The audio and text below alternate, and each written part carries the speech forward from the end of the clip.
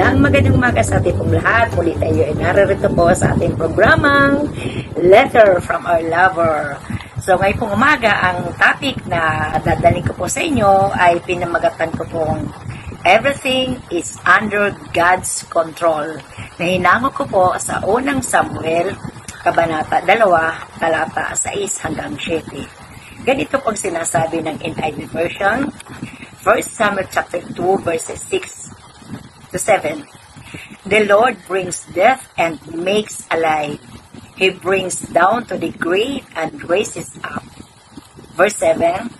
The Lord sends poverty and wealth. He humbles and exalts. Ganito naman po sinasabi ng magandang balita Biblia. Version Tagalog.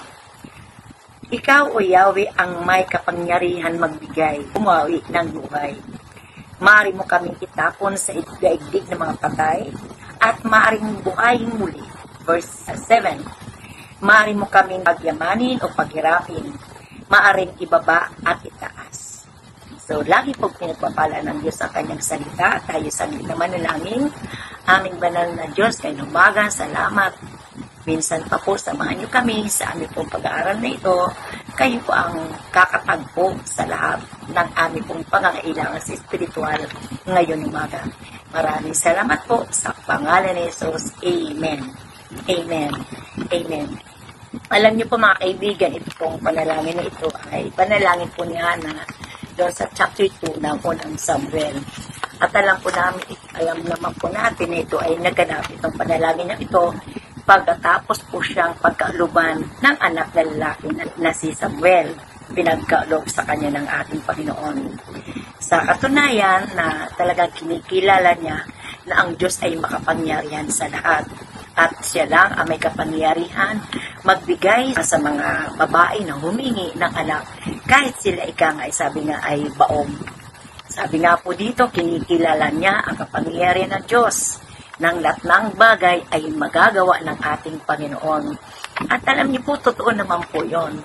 Dahil di ba po, sabi nga po yung prayer ni Hannah, sabi nga po doon, sabi niya doon sa ating pong binanggit na mga talata, that God is in control of everything.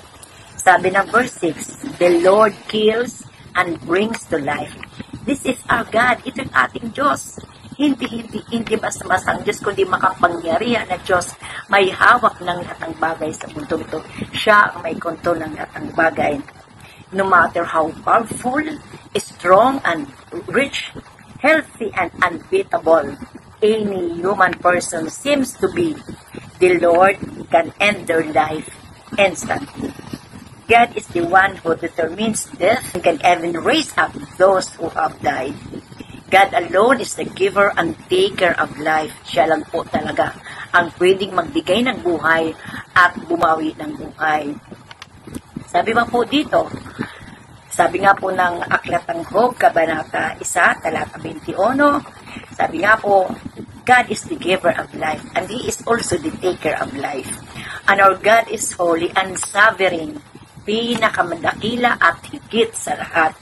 He can reverse life situations. Sabi ng verse 7, basahin po natin, maaari mo kaming pagyamanin o paghirapin, bring the rich and powerful down, and lifting the poor, hungry and the barren. Gaya po ni Hannah, nagkaanak, pero kahit siya'y baong dahil sa kapangyarihan ng ating Panginoon, dahil kontrol niya ang lahat ng bagay. He is the one who makes one poor and rich during limited span of human lives on earth. It is the Lord who brings some low in the society and exalts others to higher position. Because everything is under God's control. Pwede niyang papagyamanin o pwede niyang papaghirapin ng isang tao dahil nasa kamay ng Diyos ang lahat ng sitwasyon. Kaya po tayo po pasalamat sa ating Panginoon. Dahil sabi nga po dito, let us be thankful to our God for the gift of life He bestows upon us. Because we are His children, He can control our lives. Ano man po Lord ang ating pinagdadaanan, kontrol ng Lord ang lahat ng bagay at bilang tayo mga anak ng Diyos, mga anak niya, Talagang napakasarap isipin ng lahat ng bagay na pangyayari sa ating buhay ay nasa kamay at kontrol ng ating Panginoon. At lagi po natin tandaan, walang bagay na hindi nasa kamay ng Diyos. Walang bagay na hindi makapangyayari kanyang kapangyarihan. Tingnan niyo po yung nangyari kay Hana. Di po ba? Baog pero nagkaanak. Ganun ang ating Panginoon. Ngayon umaga, may mga pinagdadaan po ba tayo? Kailangan po ba natin ang kapangyarihan at kamay ng Diyos? Lumapit po tayo sa ating Panginoon. Siya lamang ang may kontrol ng lahat ng pangyayari sa ating buhay. So maraming salamat po at pagpalain po tayo ng ating Panginoon. So tayo po'y manalangin. Panginoon, salamat po ngayong umaga. Nagpupuri kami ng salamat. Salamat po sapagkat kontrol mo ang lahat ng bagay. Bilang kami mga anak, makakaasa kami sa iyong pagkilos sa aming kanya-kanyang buhay. Kaya Ama, salamat po. Lagi niyo kaming binibigyan pa ng pagkakataon makapaglingkod sa iyo sapagat ang aming buhay ay kayo po ang nagkakalob sa amin. Salamat po, samahan niyo po kami lagi sa aming pong spiritual journey hanggang sa muli mong pagbalik, Panginoon. Kaya Ama, salamat po. Nagpupuri kami, nagpapasalamat sa pangalan ni Jesus. Amen. Amen. So maraming salamat po mga kaibigan at hanggang dito na lamang po. Bye-bye po and shalom. Hey! I pray that today's letter from our lover bless and encourage you. Please let us know if this video impact you by liking it and posting a comment below. Also, please subscribe for more inspiring content.